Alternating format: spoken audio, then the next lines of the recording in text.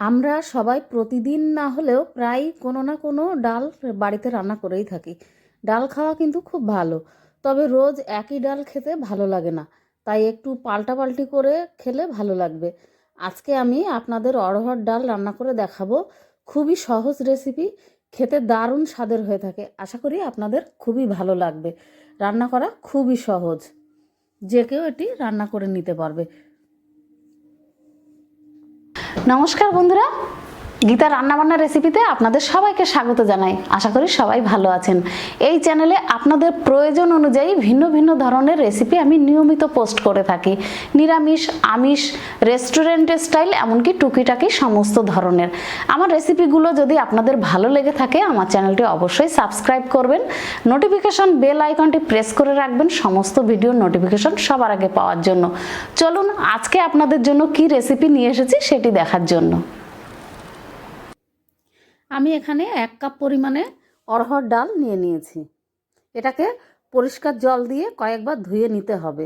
এর মধ্যে কিন্তু অনেক ধুলো ময়লা থাকে আর সাদা সাদা মতো জল বের হয়, তাই যতক্ষণ সাদা জল বের হবে ততক্ষণ এটাকে পরিষ্কার জল দিয়ে ধুয়ে নিতে হবে। তা না হলে খাওয়ার সময় কিন্তু খারাপ লাগতে পারে টেস্টটা। দেখুন কীরকম নোংরা জল বের হচ্ছে, এই জন্য এটাকে খুব ভালো করে ধুয়ে নেওয়াটা কিন্তু খুবই দরকার।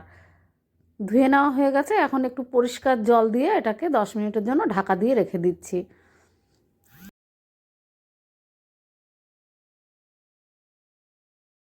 জলটা পরিষ্কারই আছে আর ডালটা কিন্তু একটু ফুলে উঠেছে, এটাকে সিদ্ধ করতে সুবিধা হবে। একটা প্রেসার কুকারের মধ্যে আমি এটাকে দিয়ে দিলাম সিদ্ধ করার জন্য। 1 গ্লাস মতো জল দিয়ে দিলাম, 500 ml। এর মধ্যে মশলা দিয়ে দেব। লবণ দিলাম 1 চা চামচ, হলুদ গুঁড়ো দিলাম 1/2 চা চামচ, লাল লঙ্কার গুঁড়ো দিলাম 1/2 চা চামচ। এটাকে সিটি দিয়ে নিতে হবে সেদ্ধ করার জন্য। 6-7টা সিটি দিয়ে নিয়েছি যাতে শক্ত না থাকে। খুব সুন্দরভাবে এটা কিন্তু সিদ্ধ হয়ে যাবে তাহলে।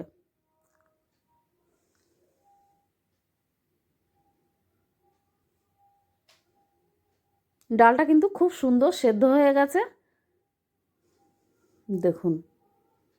এরপরে এটাকে একটু হাতা দিয়ে নেড়ে চেড়ে ঘুটে নিচ্ছি।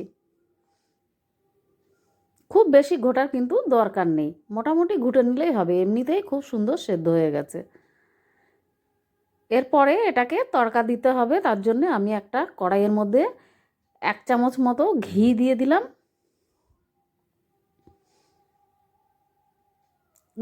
ঘিটা গরম হয়ে গেছে, একটু জিরে দিলাম আর 2টো তেজপাতা দিলাম। খুবই কম পরিমাণে জিরে দিয়েছি। এটা একটু নাড়াচাড়া করে নিচ্ছি। ফ্লেমটা কিন্তু লো থেকে মিডিয়ামের মধ্যে রাখতে হবে।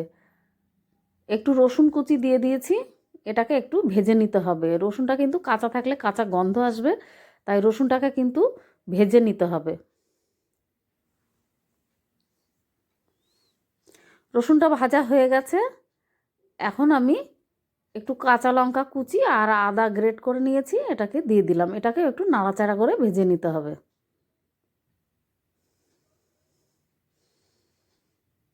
ভেজে নেওয়া হয়ে গেছে, এখন একটা পেঁয়াজ কুচি দিয়ে দিলাম। এটাকেও ভেজে নিতে হবে। পেঁয়াজটা তাড়াতাড়ি ভাজার জন্য আমি এখানে লবণ দিয়ে দেব। লবণ দিলে কিন্তু যে কোনো সবজি বা মশলা তাড়াতাড়ি সিদ্ধ হয়ে যায়। লবণটা কিন্তু স্বাদ অনুযায়ী দিতে হবে, খেয়াল রাখতে হবে সিদ্ধ করার সময় কিন্তু দেওয়া হয়েছে সেই বুঝে কিন্তু লবণটা দিতে হবে। এটাকে মোটামুটি ভেজে নিতে হবে, খুব কড়া করে ভাজার দরকার নেই। এরপরে একটা টমেটো কুচি দিয়ে দিলাম,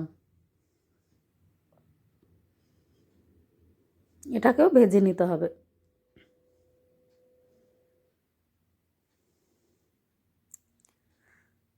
ফ্লেমটা মিডিয়াম করে নিয়ে এটাকে তাড়াতাড়ি ভেজে নেওয়া যায়, যাতে পোড়া না লাগে সেভাবে কাজটা করতে হবে। একটু ধনে গুঁড়ো দিলাম 1/2 চা চামচ মতো, এটাকেও ভেজে নিতে হবে। ফ্লেমটাকে একদম লো করে দিয়ে অল্প হলুদ গুঁড়ো দিয়ে দিলাম। বেশি ফ্লেম বাড়ানো থাকলে কিন্তু হলুদটা পুড়ে যাবে, তাহলে কালারটা খারাপ হয়ে যাবে, তাই একটু নাড়াচাড়া করে এটাকে ভেজে নিতে হবে ফ্লেমটাকে লো রেখে, তাহলে খুব সুন্দর কালার হবে। এরপরে ডালটাকে এর মধ্যে দিয়ে দিতে হবে। ডালটা কিন্তু সেদ্ধ করার পরে অনেকটাই ঘন হয়ে যায়। মশলাটাকে খুব ভালো করে মিশিয়ে নিচ্ছি। অনেক ঘন হয়েছে, তাই একটু জল মিশিয়ে নিয়ে পাতলা করতে হবে। জলটা আপনারা বুঝে মেশাবেন, যতটা পাতলা বা ঘন চান সেই হিসাবে জলটা মেশাবেন। আমি এখানে 1 কাপ মতো জল মিশিয়েছি। এটা কিন্তু ঠান্ডা হলে ঘন হয়ে যায়, সেটা বুঝে নেবেন।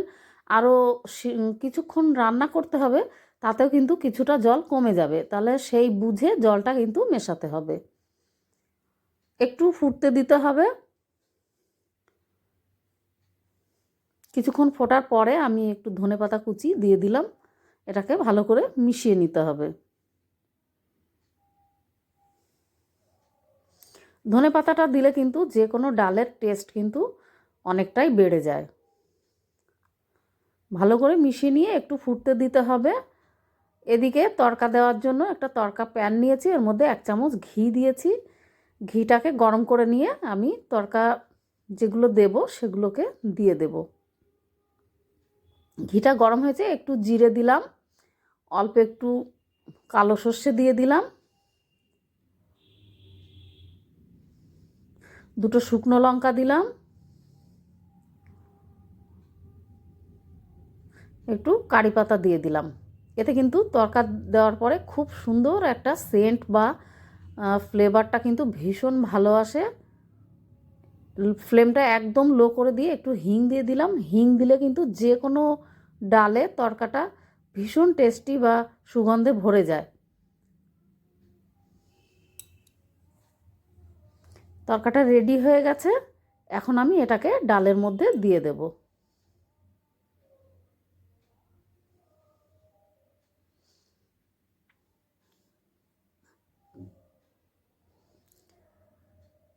তড়কাটাকে ওপর থেকে দিয়ে দিচ্ছি। ছিটে গায়ে আসতে পারে, সেটা কিন্তু খেয়াল রাখতে হবে।